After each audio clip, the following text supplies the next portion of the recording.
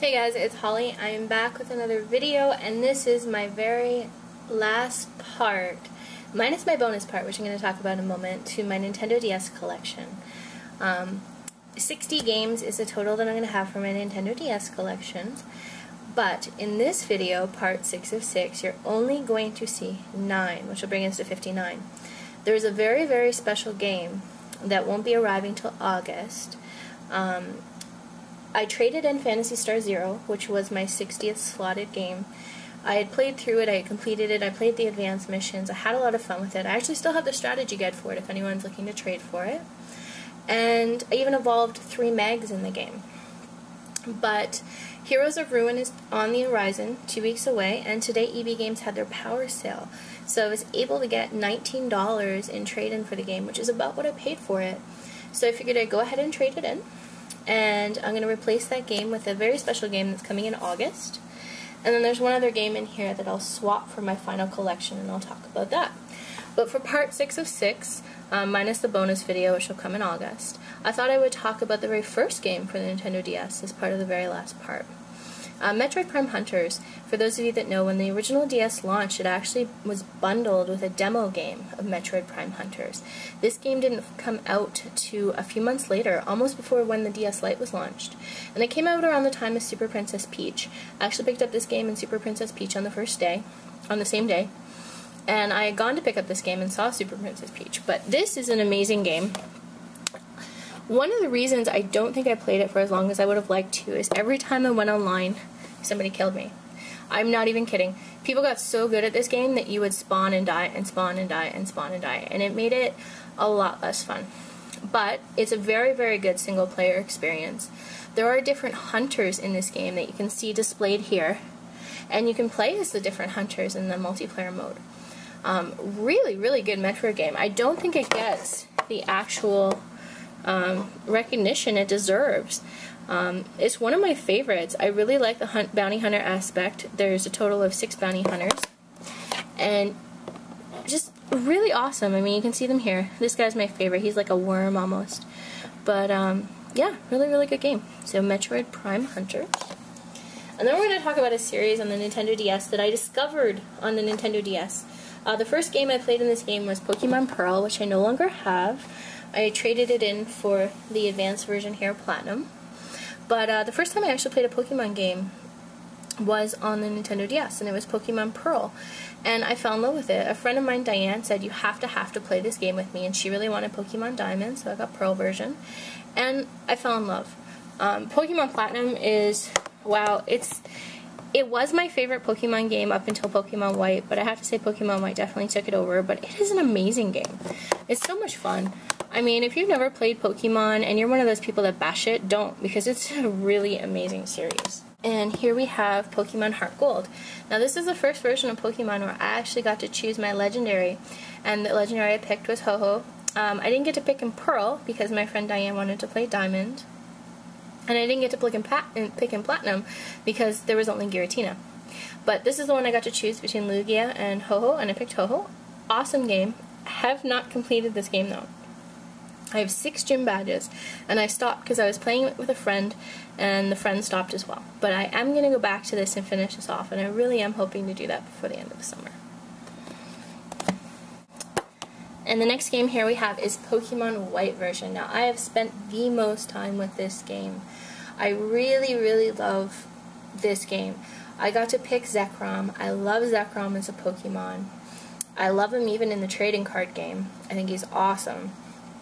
And overall, I've learned how to EV train Pokemon in this game, and IV pick Pokemon, and do a little bit more than I've ever done with a Pokemon game before.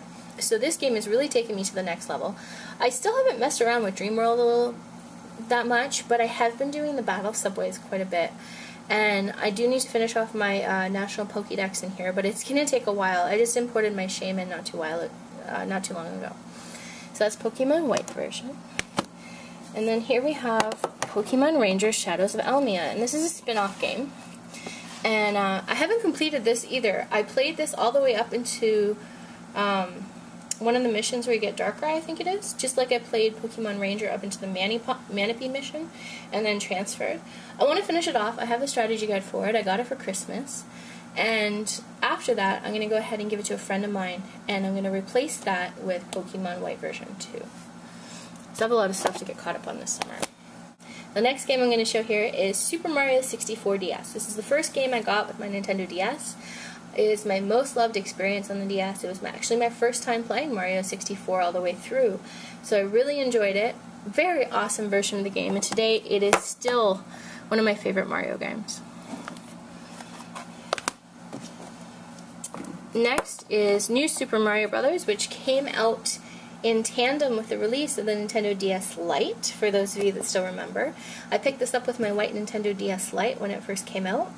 A really interesting take on Mario Brothers, although when this first came out it was new and original, so it could get away with a lot, but Nintendo's really started to rehash the New Super Mario Brothers franchise, especially this year.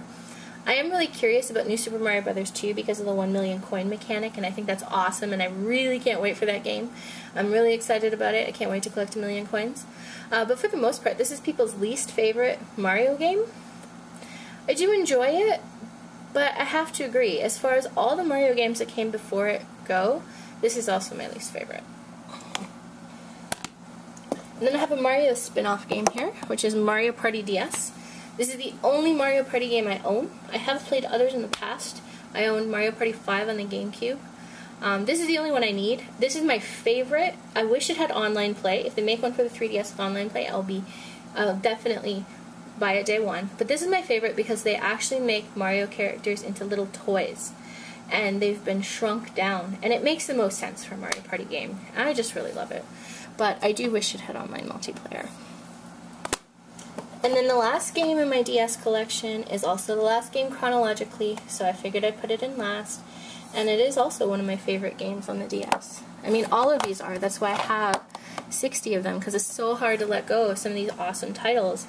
And that is Yoshi's Island DS. And the fact that you can play with all the different babies in this one is great. For those of you that didn't play Yoshi's Island, when I first got my Super Nintendo, it didn't come with Super Mario World, because I actually got the Mini, brand new.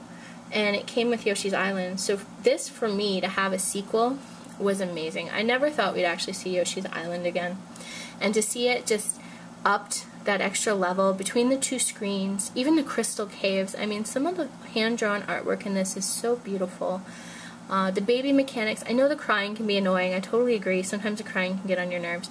But to have Baby Peach and Baby Bowser and Baby Donkey Kong, Baby Luigi, it's so much fun. So much fun.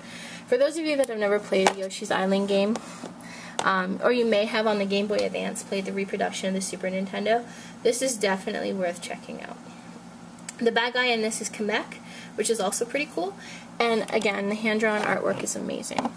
I actually replayed this not too long ago because I love it so much. So there you have it, guys. That is part 6 of 6 of my Nintendo DS collection.